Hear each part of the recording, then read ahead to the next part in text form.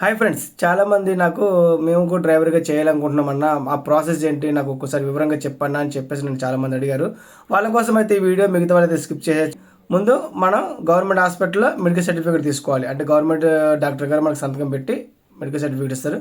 ఆ సర్టిఫికేట్ తీసుకొని ఆర్టీఓ ఆఫీస్కి వెళ్ళాలి. మనకి లైసెన్స్ ఎక్కడైతే వచ్చిందో అక్కడికి వెళ్ళి మనం అప్లై చేసుకోవాలి. నేను ఆర్టీసీలో డ్రైవర్గా చేయాలనుకుంటున్నా, దానికోసం నాకు జెన్యున్ సర్టిఫికేట్ కావాలి సార్ అని అంటే వాళ్ళు ఒక 250 రూపాయలు చలన కట్టించుకొని మనకైతే జెన్యున్ సర్టిఫికేట్ ఇస్తారు. జెన్యున్ సర్టిఫికేట్ తర్వాత నీ దగ్గర ఉన్న లైసెన్సు అలాగే ఆధార్ కార్డు ఈ 3 పట్టుకొని మీరు డిపో మేనేజర్ దగ్గరికి వెళ్తే ఆయన మీకు ఆ లైసెన్స్ మీద సీనియర్టీ చూసి అలాగే మీకు ఇచ్చిన జెన్యున్ సర్టిఫికేట్ మీద అంత క్లియర్గా ఉంటే మీకు మెడికల్కి పంపిస్తారు. ఆయన పలానా డిపో నుంచి పంపిస్తున్నా అని చెప్తారు. ఇప్పుడు నేను చేసేది రావులపాలెం కాబట్టి రావులపాలెం డిపో మేనేజర్కి వెళ్ళినాకో ఈ పట్టుకుని వెళ్తే ఆయన ఏం చేస్తారంటే మాకు మెడికల్ రాస్తారు. మెడికల్ ఇక్కడ నాకు రాజమండ్రిలో మెడికల్ అవుతుంది.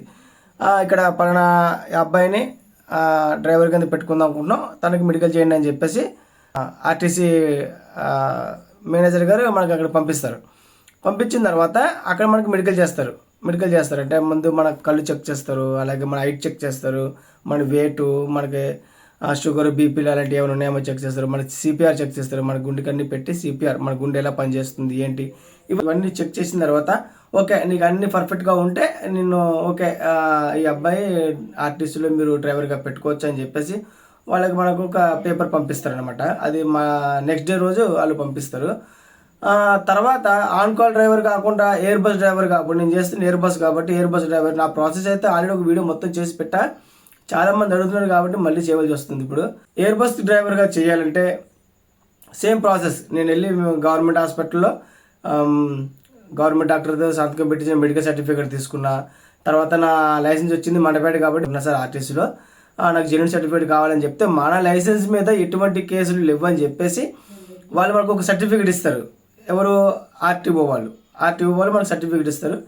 ఆ సర్టిఫికేట్ తీసుకొని నేను మా ఓనర్ దగ్గరికి వెళ్ళా, నా లైసెన్స్ అవన్నీ పట్టుకొని వెళ్ళి ఆయనకి ఇస్తే ఆయన ఒక లెటర్ రాసి ఇచ్చాడు అనమాట. పలానా అబ్బాయిని నేను నా బస్ మీద డ్రైవర్గా పెట్టుకోవాలనుకున్నా, పలానా బస్ నెంబర్ అని చెప్పేసి వేసి ఇస్తారు. అది పట్టుకొని నేను మళ్ళీ మా రావులపాలెం డిపోకి వెళ్ళిన తర్వాత ఆర్టీసీ డిపోలో నా పేపర్లను సబ్మిట్ చేసిన తర్వాత నా పేరు నా సీనియర్ అన్ని చూసుకొని నా జెన్యున్ సర్టిఫికేట్ అన్ని చూసుకున్న తర్వాత వాళ్ళు నాకు 250 రూపాయలు చలన కట్టించుకున్నారు. 250 రూపాయలు చలన కట్టించుకుని ఆ పేపర్లన్నీ ఒక ఫైల్లో పెట్టి ఆ కవర్ నాకు ఇచ్చారు. ఆ కవర్ తీసుకుని రేపు పొద్దున్న రాజమండ్రి వెళ్ళామా అని చెప్పేసి అన్నారు. రాజమండ్రి మెడికల్కి వెళ్ళమన్నారు.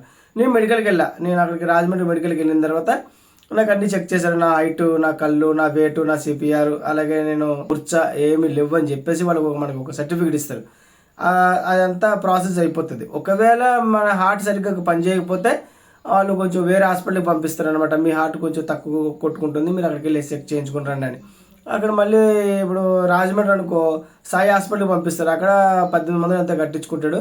మన మొత్తం హార్ట్ అంతా మిషన్ మీద చెక్ చేసుకున్న తర్వాత అంత ఓకే అయితే ఆ పేపర్ పట్టుకొచ్చి మేడం గారికి ఇస్తే మేడం గారు చూసిన తర్వాత ఓకేనమ్మా అని చెప్పేసి మనం వచ్చేయడం. మళ్ళీ పొద్దున వాళ్ళు మన పేపర్లు అక్కడ పంపిస్తారు. మన ఓనర్ మనకు ఫోన్ చేసి చెప్తాడు, మీరు మెడికల్ సక్సెస్ అయ్యారమ్మా, రేపు నుంచి డ్యూటీకి వచ్చాయమ్మని చెప్తారు. ఇది ప్రాసెస్ అన్నమాట. అంటే కొత్తగా జాయిన్ అయ్యే వాళ్ళకి నేను చెప్పేది అయితే ఇది ప్రాసెస్.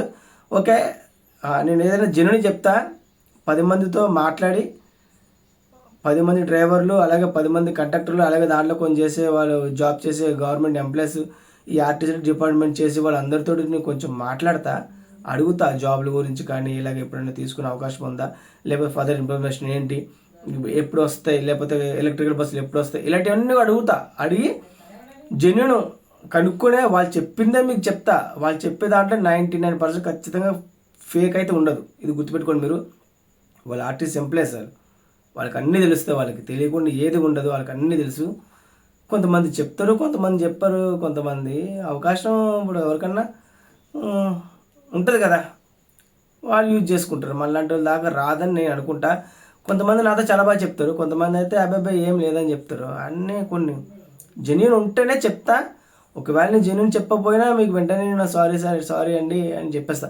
జీవితం మిమ్మల్ని మోసం చేస్తే నాకేమొస్తుంది చెప్పండి? నమ్మారు కదా, ఫాలో అవుతున్నారు. నేనైతే ఎవరిని ఫాలో అవ్వండి అని అనలేదు. ఇన్స్టాగ్రామ్లో కూడా కామెంట్స్ పెడుతున్నారు, ఫాలోవర్స్ కోసం ఇలా వీడియో చేస్తున్నాడు ఏమో అని చెప్పేసి. నా ఫాలోవర్స్ ఎవ్వరు లేరు. నేను దగ్గర 2 years అవుతుంది ఇన్స్టాగ్రామ్ అకౌంట్ ఓపెన్ చేసుకుని. నా ఫాలోవర్స్ ఒక 90 మంది అంతే. 90 మంది, వాటితోనే నేను రన్ అవుతా. అసలు నేను ఎప్పుడు ఫాలోవర్స్ చూపెట్టలే. నేను ఆటోమేటిక్గా షేర్ చేసినప్పుడు అది దాంట్లో కూడా వెళ్ళింది, దాంట్లో కూడా కొంతమంది ఫాలోవర్స్ వచ్చారు తప్ప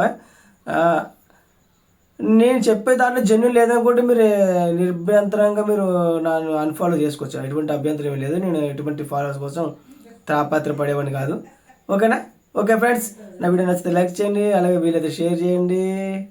ఖచ్చితంగా జెన్యున్ అనిపిస్తే ఫాలో అవ్వండి. బాయ్.